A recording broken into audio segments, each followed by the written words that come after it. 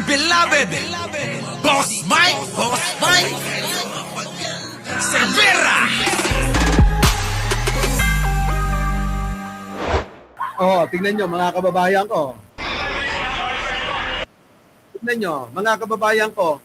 Sabi ng mga DDS na mga bobot, tangat, mga mangmang katulad ni Sara, tsaka ni Baste, tsaka ni Pulong, at tsaka ni Kitty,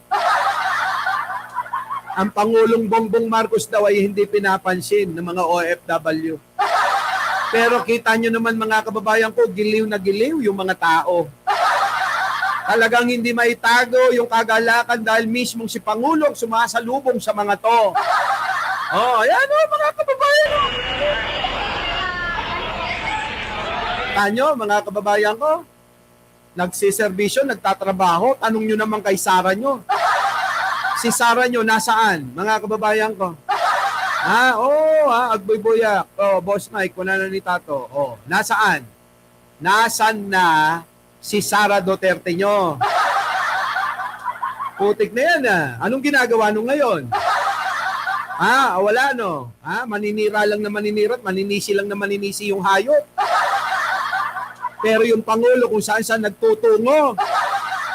Kapal ng mga mukha ng mga hayop kayo. Oo. Maawa kayo. Nag-iisa lang si Pangulong Bongbong Marcos. Less bank Di ba? Nag-iisa lang si Pangulong Bongbong Marcos pero panay ang tira nyo. Tingnan nyo mga kababayan. Ito ba yung mga wala man lang daw nagpasalamat kay Pangulong Bongbong? Karami-rami. Ang dami nagpasalamat ng mga OFW. Pinakikita nila yung putol na video para siraan pa si Pangulo. Yung nagtrabaho, yung pong kumilos para makatulong sa marami nating kababayan, yung pa yung sinisiraan yung mga hayop kayo. Ang tanong namin kasi, nasaan si Sara? Walang magagawa si Sara kundi kayo mag-fake news, mga inang-ina nyo. Tama, mga kababayan ko? Walang magagawang maipapakita si Sara kung hindi sila gagawa ng fake news. Ayun, yung balita nila, mga kababayan, na nagpadala daw ang Brunei at pinakita pa yung barko na ginamit daw, galit na galit yung may-ari ng barko ngayon. Alam nyo ho ba yun? Galit na galit po yung politiko na may-ari ho ng barko na yon. O kita nyo, mga gago kayo. Kakapal kasi ng mga mukha nyo, parang mukha ni Sara, lapad na, makapal pa. Ay, grabe. Oo, alam nyo, sa totoo lang, meron tayong mabuting presidente. May mga gago lang talaga eh. Diba? May mga gago lang. Oo, diba? Ay, nako. Tapos meron pa silang mga nilalabas na para maging bida-bida yung luka-luka. Hanip ay. Oo, tama ho, mga kababayan. Walang mailalabas na nagagawa ang mga Duterte kung hindi sila magpe-fake news.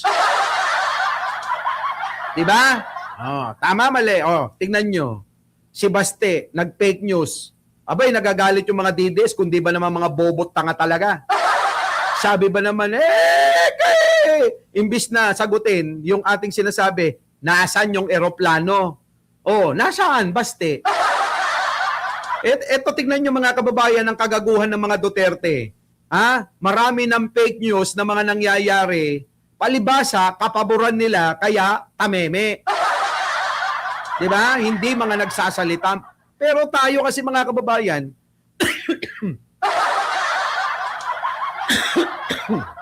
kita ko si Catherine Galpo.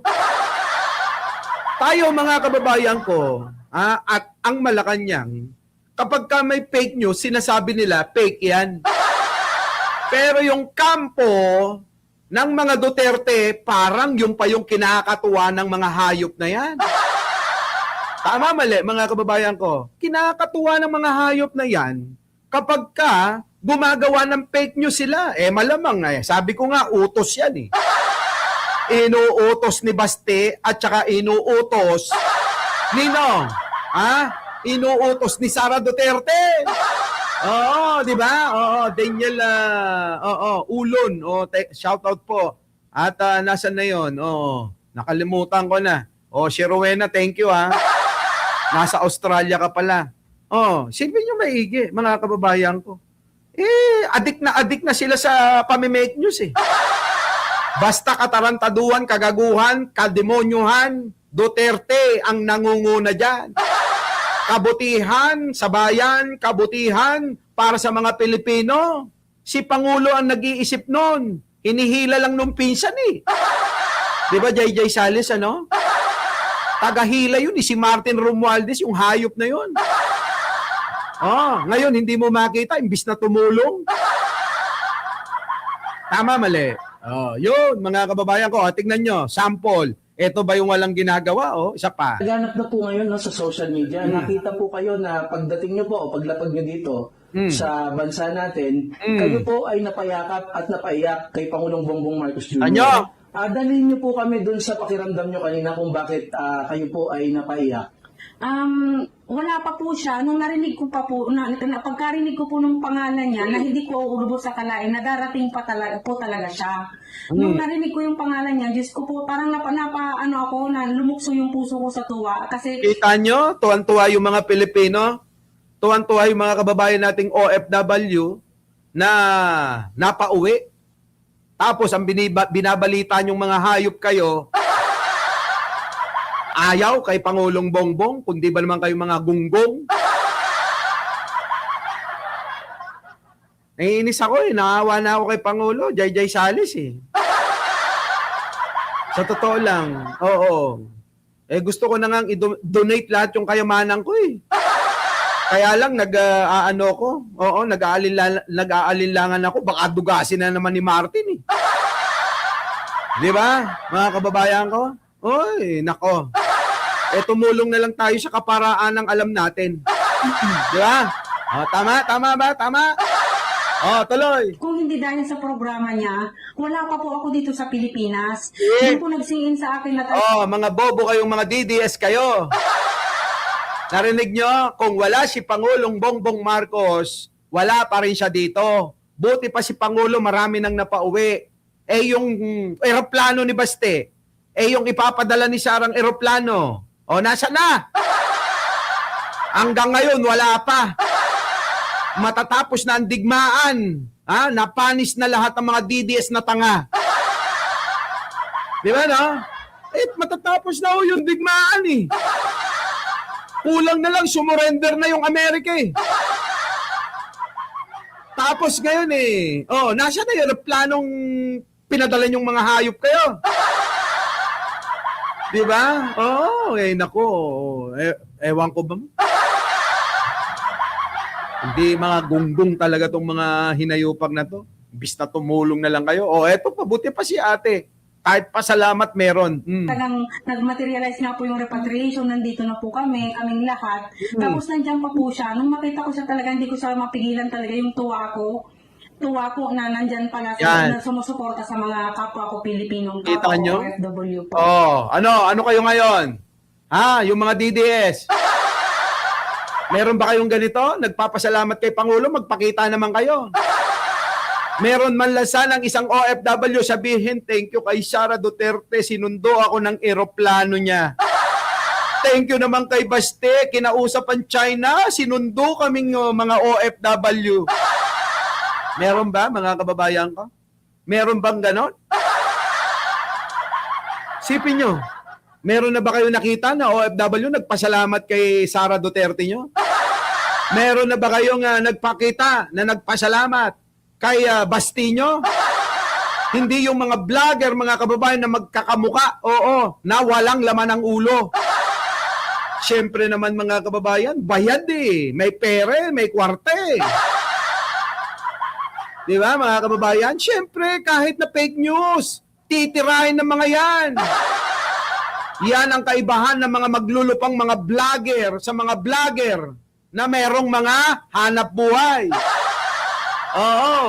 Sipin nyo, kapag kapatay gutom, mga kababayan, ganyan lalamunin nila kahit na alam nila na fake news yan. Buti pa si Mima, tsaka si Nyulo. Di ba? Kay Martin lang.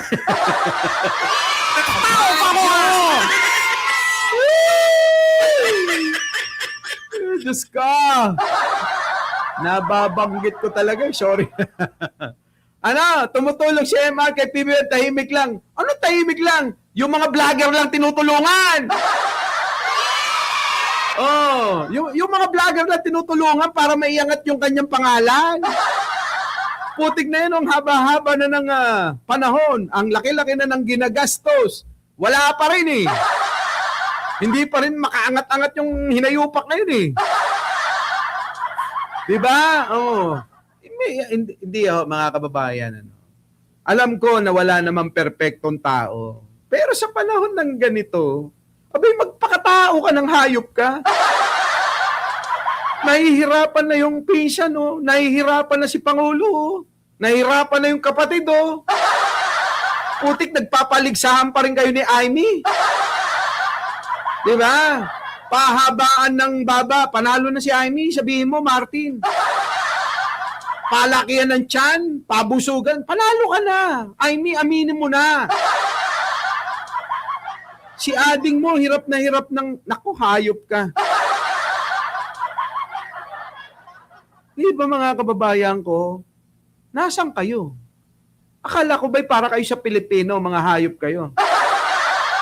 Para kayo sa kwarta ng mga Pilipino. Oh, tuloy. Nabasa niyo na po ba kung ano yung mga komento ng tao sa social media? Yes po, kanina parang nag-scroll lang po ako kasi kakaano pa lang po namin dito sa hotel.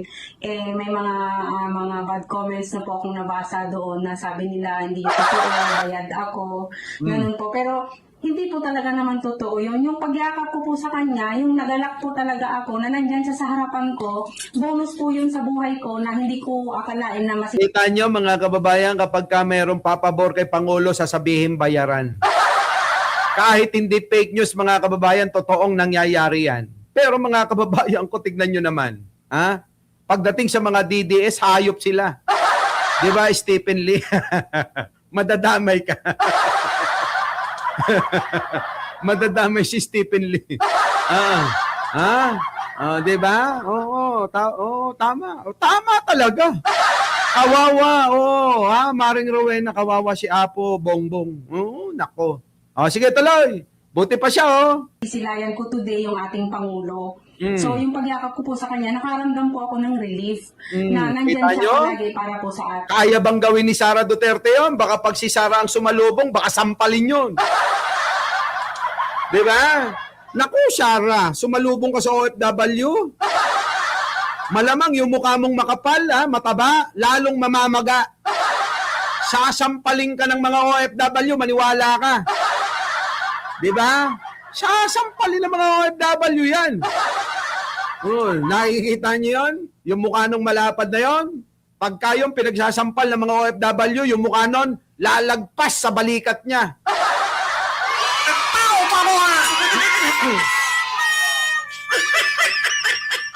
Kung kilala nyo si SpongeBob, kilala nyo ba yon si SpongeBob? Oo, yun, mga kababayan. Magiging ganon yung itsura niya. Oo, yung mukha, mga kababayan, lagpas dito sa balikat, hanggang dito na. Oo. Ay, nako. Hindi naman po totoo na yung mga sinasabi nila na nabasa ko din na hindi daw totoo yon, fake news daw po. Totoo po talagang yumakap po ako sa kanya at galing po talaga ako sa repatriation. Kita nyo mga kababayan ko? Sabi ko nga sa inyo, galing ako ng Qatar nung isang araw. Siyempre mga kababayan, kailangan nating kamustahin kung ano yung mga nangyayari sa negosyo natin, di ba? Alam nyo naman, kayong mga kilala ko, di ba? Meron tayong mga negosyo sa ibang bansa. Siguro yung mga DDS kasi mga patay gutom yung mga mga hayop. Sabi ba naman paano ka naging taga Middle East nasa Singapore ka? Mga bobo talaga mga kababayan kasi hindi nila alam ang ibig sabihin ng connecting flight. Di ba mga kababayan ko? Ewan ko. Bago ang lahat, bago tayo magtuloy-tuloy, huwag niyo kalimutan na mag-like, mag-share, at mag-subscribe mga kababayan ko. Eto na mga kababayan ko Isa pa. Kita nyo, ang sipag ni Pangulo Ibang klase ho eh. Hindi ho namimili si Pangulo. Walang kaaway, walang lugar, basta Pilipino ka, kailangan ng serbisyo galing sa kanya. At gagawin niya yon hindi katulad ni Sara. Puro pami-make news. Kunyari may ginagawa. Yayangga-yangga, oo, paninira ng paninira, pero wala namang maipakita. May maipapakita sila, puro ka-fake newsan mga kababayan. Sasabihin, ginawa daw nila yan, meron ng gasolina, meron na daw krudo, may langis na daw ang Davao. Galing sa Brunei at kung saan-saan. Kulang na lang sabihin nila mga kababayan, nag-deliver ang mga ET ng mga crude at gasolina sa kanilang mga, doon sa nasasakupan. Grabe, no? Sa susunod, oo, galing sa Pluto naman. Galing sa Mercury. Galing sa buwan, galing sa Mars, yung source ng gasolina na pinadala ng mga ET.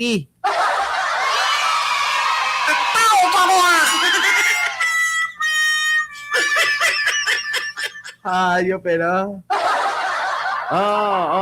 Yung mga bagong dating dyan, bago kayo matuwa at mainis, bago kayo tumawa at bumalakhak, huwag niyo kong kakalimutan na mag-like, mag-share, at mag-subscribe.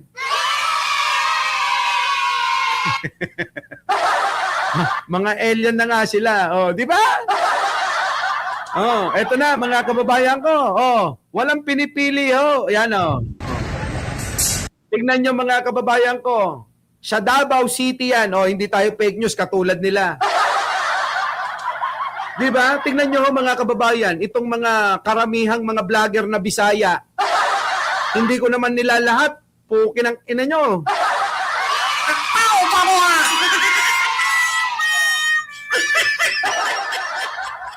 Sorry naman, sorry naman.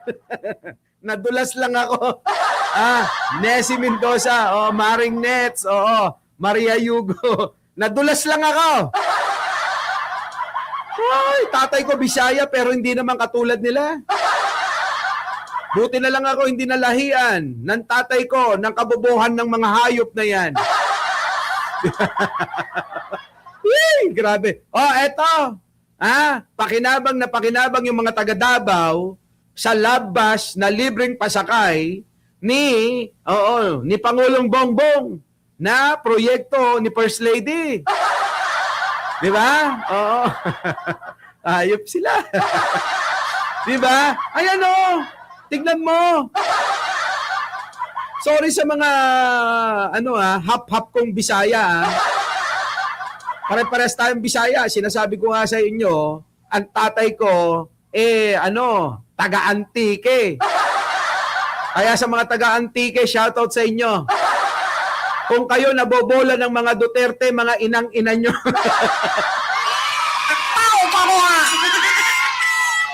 Nako. Lumabas kayo sa mga lungga nyo, Siyempre, yung mga kamag-anak ko, matatalino. Siguro yung ilan, nauuto pa. Pero karamihan sa mga angkang ko dyan, matatalino sila. Hindi sila maniniwala basta-basta sa mga pasakalya ni Sara. Di ba? Ernida San Martino, shout out. Pusakat, naimbag nga, rabi ka na kayo amin, apo, nga padami nga Ilocano. Edelberto, Ay, nako. Charlie Whiskey, wala pa si Mima. Wala pang live. MJ Galyen, tawa lang kayo ng tawa. Mag-like nga kayo, Lucy Rivera. Mildred, Lakadin, mag-like na kayo. Ito na. Pinapakinabangan na mga kababayan. Nako! Leticia Villamil, hindi ka nakipagkita sa amin. Nandiyan kami sa Malaysia. Bakit ganun ka? Hindi ka naman lang nakipagkita. Nandoon naman kami sa sentro. Let lang naman ng Malaysia. Eto na, mga kababayan ko, panoorin nyo. Eto na, pila-pila na mga kababayan, yung mga taga Davao. Sabi ni Mildred, 349 lang. Gusto nyo ba talaga akong mag-vlog? Magkaliwanagan nga tayo, 1,000 mahigit na tayo dito. Tapos ang nagla-like sa inyo, wala pa sa kalahati. Ang tanong ko, gusto nyo ba talaga akong mag-vlog o napipilitan lang kayo? Magkatapatan nga tayo. Ang gagawin nyo, pipindot na lang ako, magsasalita ako, minsan 2 oras mahigit pa. Di ba? Arnold Lopez, ano? Hindi totoo. Ang gagawin nyo, pipindot lang. Ako, daldal ako ng daldal. Abay, gawin nyo naman yung, yung partisipasyon nyo. Para kayong mga DDS, wala kayong ginagawa. Manisi lang na manisi, Di ba? Yung mga DDS, mag-like na rin. Hey, Susie de la Cruz. Okay lang ako. Ano ba kayo? Luz Biminda Navarro. Oh, sa lahat po ng mga bagong dating Aqua Rolls. Opo. Ha? Oh, sa inyo po, ha? Thank you. Leticia Villamil. Opo, ha? Alam nyo yung 10 ringgit sa Malaysia? Diyos ko, napakasarap na fried rice tsaka egg, mga kababayan yan. Diba, no? Meron ka ng drinks niyan. 7 pesos, fried rice with egg. At talagang punong-puno ng Ricardo yung fried rice. Tapos yung drinks, mga kababayan, huwag ka lang mapili. Kasi syempre, may tag 3 ringgit lang. Kung gusto mo na masarap, yung overload na palamig, tag 5 pesos, tag 5 ringgit yon.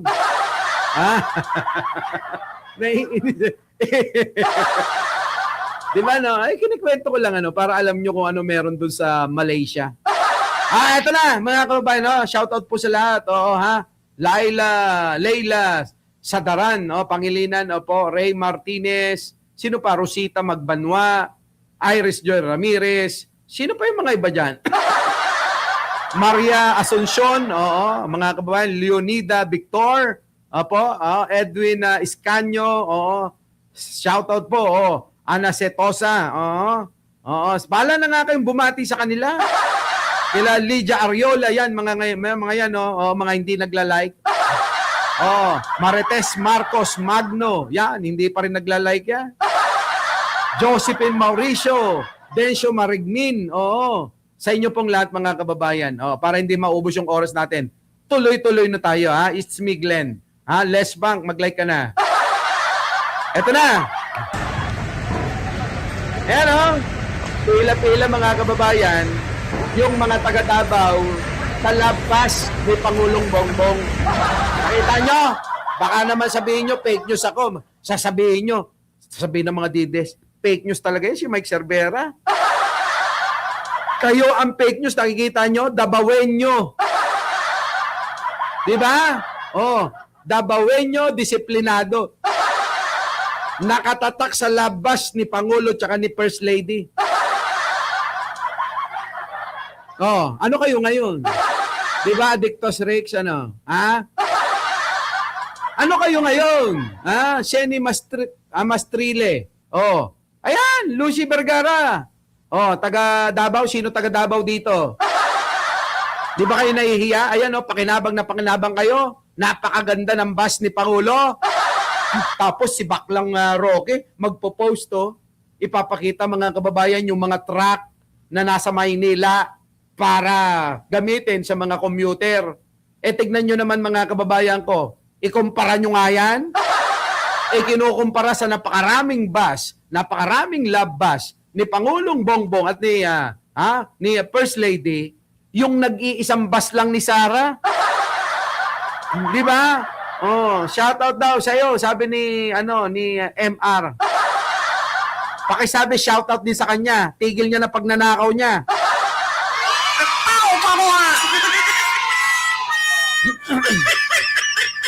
Tuloy. Thank you naman sa mga talagang hindi nakakalimot mag-like, ha. Ito na. Pasok. Grabe, mga kababayan ko, Yan, ilang bus yan. Kung pinangkina mo, Sara, hayop ka. Si Pangulong Bongbong, hindi na may personal. Kita nyo? Pero kayong mga Duterte, mga demonyo talaga kayo. Wala kayong ginawa kundi mang personal kay Pangulong Bongbong, Samantalang yung serbisyo sa inyo, abot hanggang sa mukha ni Sara Duterte nyo. Di ba? Mga kababayan ko abot talaga. Kaya nga, ang laki. Ang laki-laki ng mukha ni Sara. Radar na radar niya lahat Dali babes, mag-like ka na. Heidi Pantino, mag-like ka na. MJ Galyen, Romy Lagrana, Rosita Magbanwa. Mag-like kayo.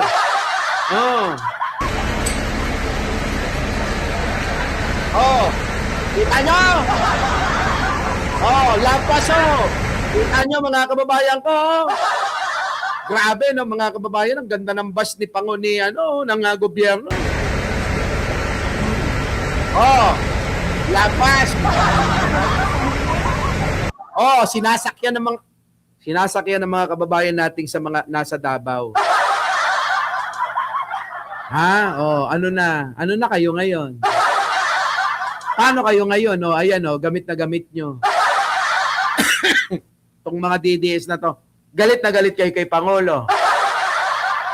Kung galit kayo, huwag nyong gamitin yung labas, pang-protesta kayo. Kung galit kayo, gawin nyo, sirain nyo. Di ba? Tama ba, Dictus Rex? Kung galit kayo, sirain nyo, ganun kayo mag-isip, di ba? Sabi nila, kung galit kayo kay Digong, huwag nyong gamitin yung mga passport nyo at mga lisensya nyo. Ganun sila mag-isip. Ibalik natin. Kung galit kayo kay Pangulo, huwag nyong gamitin. Maglakad kayo. Ganun. Di ba? Thank you naman uli kaya Leticia Villamil. Dinagdagan pa talaga. Di ba? Huwag nyong gamitin. Mga hayop kayo. Ganun yung mindset nyo, di ba? Dahil kay PRRD ECA, meron kayong lisensya, meron kayong pasaporte, kinang-ina nyo. Dahil kay Pangulong Bongbong Marcos at kay First Lady na binabastos nyo, nakalabas kayo.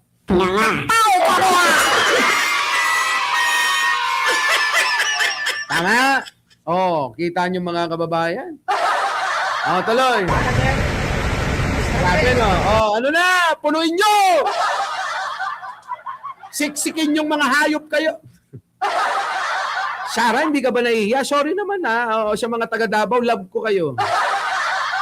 Nako, eto na si nagpadilaw na si Roger Mabait. Mabait talaga mga kababayan. Kita nyo naman. Thank you po. Sana oil. Di ba? Ayan mga kababayan ko, nanginginig pa ako. Di ba, Maring Joji? Sumabay ka na. Pangklase talaga yun. Alam nyo, kahit na hindi na talaga ako magpabayad kay Martin, okay na. Di ba, Gerardo? Uy, JJ Salis, nakikita mo to? Ako yung vlogger na hindi na magpapabayad kay Martin. Sa supporter pa lang, bawing-bawi na ako. Josie Tango. Eto na, Eto na, mga kababayan ko. Hayop talaga to sa mga DDS na to. Kita nyo? Jonet Rivera, shoutout po. Thank you ulit, Roger Mabait at Maring Joji. Opo.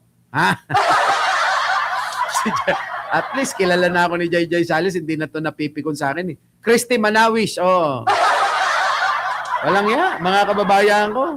Samantalang wala silang ginawa, kundi manira na manira.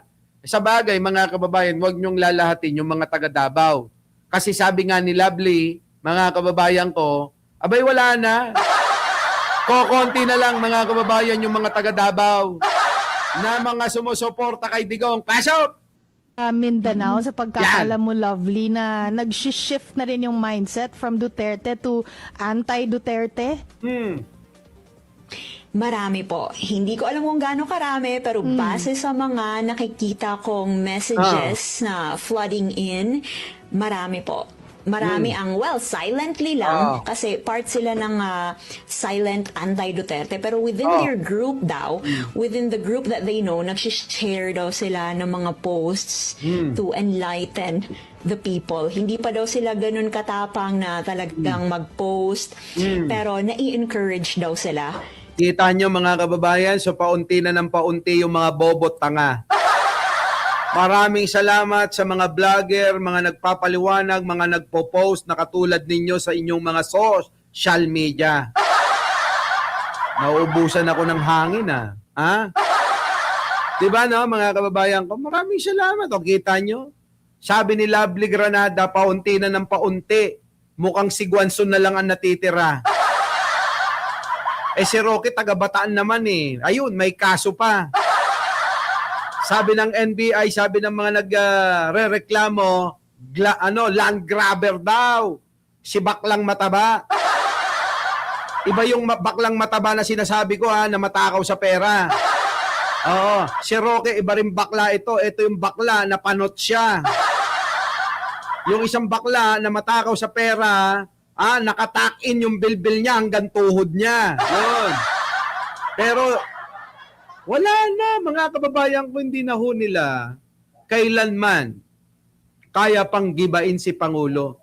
Hanggang paninirat, maglason na lang ng isipan ng mga kababayan nating mga Pilipino. Diba?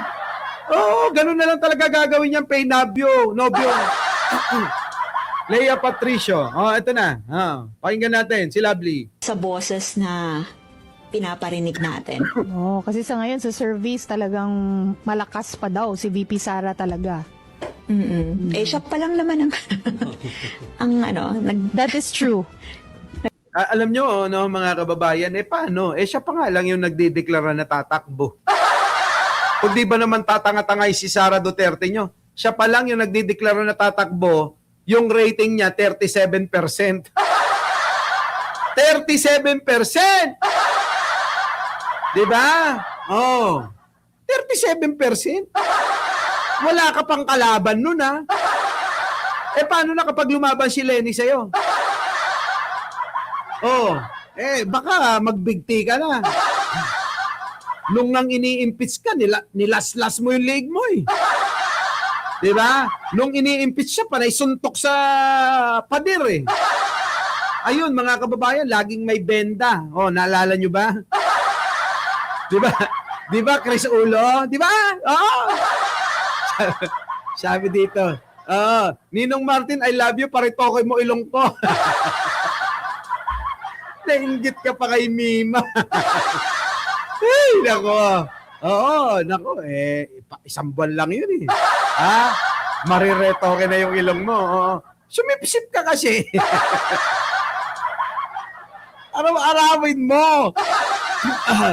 Eto na. Mga kababayan ko, ayan abangan nyo. Hindi yung para kayong mga unggoy na ewan ko ba? Oo. Our beloved Boss Mike Cervera.